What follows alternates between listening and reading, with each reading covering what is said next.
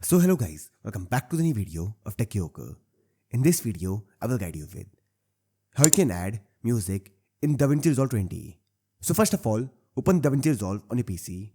Now here, open Untitled Project. Click on Create. Now right click here. Click on Import Media. And now select any video. For example, this one. Click on Don't Change. Now drag this video to timeline like this. Now after this, you must download the music. For this, open the browser on your PC. Now here open Pixabay. Click on this first link.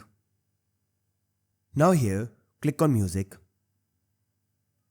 And now download any music. For example, this one. For this, click on this icon. And now the music is downloaded. After this, open DaVinci Resolve. Now, right click here. Click on Import Media. Now open Downloads. And this is the music. Select it. Now click on Open. Now drag the music to timeline under the video. Like this. And this will add the music to the video. Now click on this deliver icon. Now enter the file name. Click on Add to Render Queue. Select a location. For example, desktop. Click on Open. Now click on Add to Render Queue. Now here click on Render All. And this will start exporting the video.